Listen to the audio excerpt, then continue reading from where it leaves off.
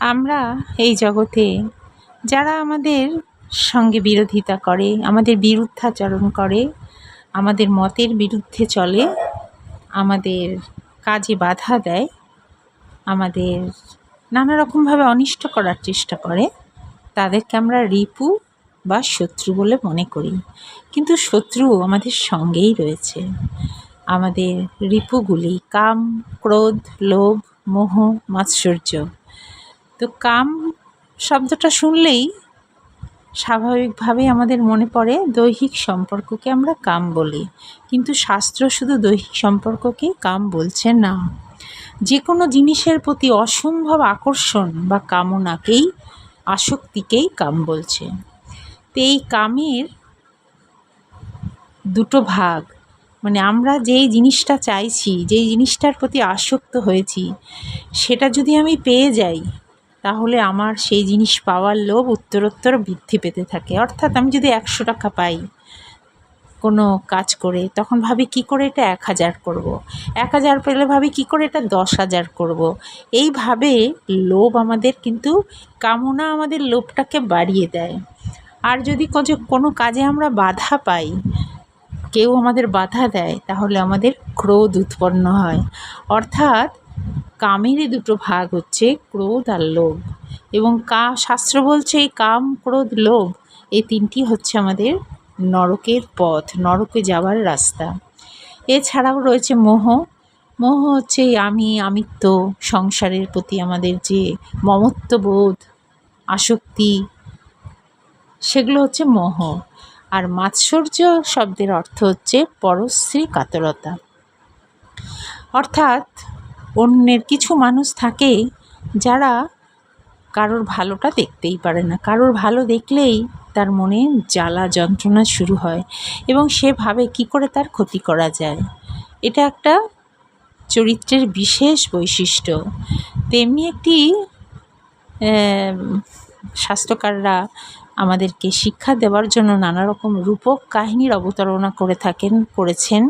তেমনই একটি রূপক কাহিনী যে একবার এক ব্যক্তি, সে ভগবানের কাছে নানান কিছু প্রার্থনা করে, কিন্তু তার প্রতিবেশী যে আছে তার সঙ্গে তার ভীষণ শত্রুতা, মানে তার কোনো ভালো সে সহ্য করতে পারে না এবং সবসময় চায় ওর কি করে ক্ষতি করা যায়।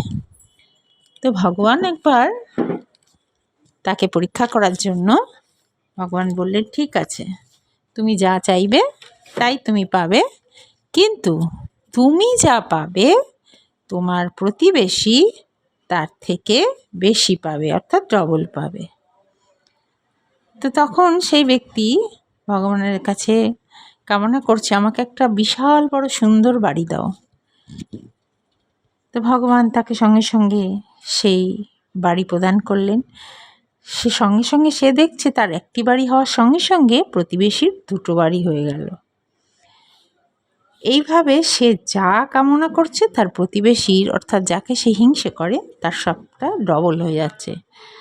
তখন সে মনে মনে চিন্তা করছে যে আমি তো ওর কোনো ক্ষতি করতেই পারছি না, উল্টে তো আমি ওর লাভই করে দিচ্ছি। তাহলে এমন কিছু আমাকে চাইতে হবে যাতে আমি ওর ক্ষতি করতে পারি। সেই বুঝে ও তখন ভগবানের কাছে কামনা করছে যে ঠিক আছে প্রভু, তাহলে আমার একটা চোখ কানা করে দাও। অর্থাৎ একটা চোখ যদি তার কানা হয়, তাহলে তার প্রতিবেশীর 2টো চোখই কানা হয়ে যাবে। অর্থাৎ সে তার প্রতিবেশীর ক্ষতি করতে পারল, তাতেই তার সুখ, তাতেই তার আনন্দ। এই রূপগল্পগুলির মধ্যে দিয়ে শাস্ত্রকাররা আমাদেরকে শিক্ষা দেন যে আমরা পরশ্রী কাতর হয়ে এতটাই কাতর হই যে নিজের ক্ষতি হয় হোক, কিন্তু যাকে আমি হিংসা করি, যার সঙ্গে আমি শত্রুতা করি, তার যেন ক্ষতি আমি করতে পারি, তাতেই তার আনন্দ। তো গীতা আমাদের বলছে যে অতি দুরাচারী, ব্যভিচারী, অনাচারী সেও যদি আমার কাছে সম্পূর্ণরূপে আত্মনিবেদন করে, তাহলে তাকে সমস্ত পাপ থেকে আমি মুক্ত করে দিই। কিন্তু অনেকে এটা ভাবতে পারে যে ও তাহলে আমি পাপ করবো আর ভগবানকে ডাকবো, তাহলেই আমার সব পাপ উদ্ধার হয়ে যাবে, অর্থাৎ সারাদিন পাপ করবো আর রাত্রিবেলা ভগবানকে ডেকে নেব। ব্যাপারটা কিন্তু তা নয়। শাস্ত্র বলছে একবার কৃষ্ণ নামে যত পাপ হরে, পাপীর সাধ্য নাই তত পাপ করে। অর্থাৎ শুধু একবার মাত্র কৃষ্ণ নাম করলে আমাদের যত পাপ হরণ হয়ে যায়, একজন পাপীর অত পাপ করারও সাধ্য নেই। কিন্তু এই কথা ভেবে যদি কেউ ভাবে যে ঠিক আছে আমি সারাদিন পাপ করবো, রাত্রিবেলায় ভগবানকে ডেকে নেব, সেটা কিন্তু নয়। অর্থাৎ ভগবান যে বলছেন যে অতি দুরাচারী অনাচারীরও সমস্ত পাপ থেকে আমি মুক্ত করে দিই, সেটা তখনই যখন সে সমস্ত পাপ কর্ম ছেড়ে দিয়ে সম্পূর্ণরূপে আমার কাছে আত্মনিবেদন করে, নিজেকে সমর্পণ করে, তখন তার সমস্ত পাপ থেকে আমি তাকে মুক্ত করে দিই। তো ভাগবতে এরকম বহু চরিত্র আছে, অজামিল আছে, বিল্বমঙ্গল আছে, আর বাল্মীকির কথা তো আমরা সকলেই জানি, সে প্রথম জীবনে দস্যু রত্নাকর ছিল, কিন্তু যখন সে জানতে পারলো যে তার পাপের ভাগ তার পরিবারের কেউই নেবে না, তখন সে নিজের ভুল বুঝতে পেরে সে সব কিছু ছেড়ে দিয়ে রত্নাকর দস্যু থেকে বাল্মীকি মুনি হলো। তো সর্বতোভাবে সম্পূর্ণরূপে ভগবানের কাছে আত্মনিবেদন করলে তাহলে ভগবান সমস্ত পাপ থেকে মুক্ত করে দেন। এবার উত্তরে আসছি। আমরা সবসময় যদি একান্তে বসে একবার নিজেকে নিজে প্রশ্ন করি যে আচ্ছা আমি কে? এই জগতে আমাদের অনেক পরিচয় আছে, আমরা কারো কন্যা, কারো স্ত্রী, কারোর মা, কারোর কাকিমা, কারো বৌদি, কারোর মাসি, কিন্তু এটা তো এ জগতের পরিচয়। আমার আসল পরিচয় কি? আমি কোথা থেকে এসেছি, কোথায় বা যাব? এই প্রশ্নগুলো যদি আমরা করি তাহলেই কিন্তু আমরা অনেক কিছুর উত্তর পাব। বিবেকানন্দ বলেছেন যে মনও চলো নিজ নিকেতনে। তাহলে তিনি কি এমনি বললেন কথাটা?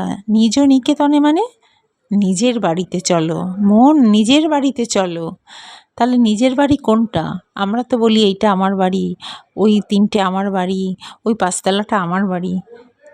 তাহলে এটা আমাদের নিজের বাড়ি নয়। তাহলে আমাদের নিজের বাড়ি কোনটা? কোথায় সেটা? এটা এই জগতের বাড়ি, এটা আমার নিজের বাড়ি নয়। যদি নিজের বাড়ি হতো তাহলে তো আমি যাওয়ার সময় নিয়ে যেতে পারতাম, কিন্তু যা আমি নিয়ে যেতে পারি না, যা সব সময় আমার সঙ্গে থাকে না, সেটা তো আমার কখনো নিজের হতে পারে না। তাহলে সেই নিজের বাড়িটা আমার কোথায়? সেই নিজের বাড়িটা হচ্ছে আমাদের গোবিন্দচরণ। সেখান থেকেই আমরা এসেছি, সেখানেই আমাদের যেতে হবে। তো 84 লক্ষ যোনি আমরা ভ্রমণ করার পর তারপর মানব জন্ম পাই। এই যে 84 লক্ষ যোনি বিভিন্ন জন্ম আমরা পাই, পশু পাখি কীট পতঙ্গ বৃক্ষ লতা, তখন আমরা কেঁদে কেঁদে ভগবানকে বলি যে হে প্রভু আমাকে মানব জন্ম দাও, আমি কথা দিচ্ছি তোমায় ডাকবো, তোমার স্মরণ ভজন করব। কারণ মানব জন্মই একমাত্র জন্ম যেখানে আমরা ভগবানকে ডাকতে পারি, আর কিন্তু কেউ কোনো জীব ভগবানকে ডাকতে পারে না। কথা তো আমরা দিয়ে এসেছিলাম যে তোমায় ডাকবো, তোমার ভজন করব, তোমাকে সব কিছু নিবেদন করে গ্রহণ করব, কিন্তু সে কথা আমরা রেখেছি কি? ভগবানকে কথা তো দিয়ে এসেছিলাম যে প্রভু তোমায় ডাকবো, কিন্তু এ জগতে এসে মানব দেহ নিয়ে এসে আমরা মোহ আর মায়ায় সব ভুলে গেছি, আমাদের স্মৃতি বিভ্রম হয়ে গেছে। তাকে কিন্তু আমরা ডাকার জন্য সময় রাখতে পারি না। আমাদের সংসারের সব কাজ আমরা করি, কি শীত কি গ্রীষ্ম কি বর্ষা, নানান প্রতিকূল পরিস্থিতিতেও সংসারের কোনো কাজ কিন্তু আমরা বাদ দিই না। তাই শ্যামা মায়ের একটা গানে বলছেন যে আমরা সকল কাজে পাই হে সময় তোমারে ডাকিতে পাই না। মানে আমরা সংসারের সব কাজ করি, কিন্তু শুধু ভগবানকে ডাকার সময়টা আমরা বার করতে পারি না। তা মানব জন্ম পেয়েও যদি তাকে আমরা না ডাকি, তাকে তার স্মরণ মনন বন্দন অর্চন পূজন সেবন না করি, তাহলে সেটাই হচ্ছে আমাদের সবচেয়ে বড় পাপ। কারণ অন্যান্য পাপ যে চুরি, ডাকাতি, খুন, পরশ্রীকাতরতা, কাম, ক্রোধ, লোভ, সে যে পাপই হোক আমাদের, সেগুলো তো ভগবান বলছেন যদি তুমি আমার শরণ নাও আমি তোমায় ক্ষমা করে দেব, সব পাপ থেকে উদ্ধার করে দেব। কিন্তু তার চরণের শরণ নেব বলে তাকে কথা দিয়ে এসেছিলাম, সেই কথা আমরা রাখিনি, কথা আমরা রাখতে পারি না। আর ভগবানকে যে কথা দিয়ে এসেছি অথচ কথা আমরা রাখতে পারি না, তাকে ডাকি না, তার ভজন করি না, তার সাধন করি না, তাকে বন্দন করি না, তাকে বাদ দিয়ে সব কিছু করছি। ওই কোনো রকম দিনান্তে একবার একটা ছোট্ট থালায় দুটো নকুলদানা দিয়ে রেখে আমরা মনে মনে ভাবি ওই তো পুজো করেছি, দুটো ফুল ভগবানকে দিয়েই ভাবি ওই তো পুজো তো করেছি। কিন্তু তুমি নকুলদানা দিলে ভগবানকে কি নকল দানা দিলে, ফুল দিলে কি না দিলে, সেসব ভগবান দেখেন না। ভগবান দেখেন তোমার মনটা তাকে দিয়েছ তো। তাই গীতার অষ্টাদশ অধ্যায়ে গিয়ে ভগবান বলছেন অর্জুনকে যে মনমনা ভব, তোমার মনটা আমায় দাও, মদ ভক্ত, আমার ভক্ত হও, তাহলেই তুমি সমস্ত পাপ থেকে উদ্ধার হয়ে যাবে। তাই এটাই আমাদের জীবনের সবচেয়ে বড় পাপ, যে ভগবানকে আমরা কথা দিয়ে এসেছিলাম যে মানব জন্ম পেয়ে আমরা তোমায় ডাকবো, তোমার স্মরণ ভজন মনন করব, আমরা যা কিছু করব তোমায় নিবেদন করে করব, কিন্তু সে কথা আমরা রাখিনি। তাই এটাই হচ্ছে আমাদের সবচেয়ে বড় পাপ।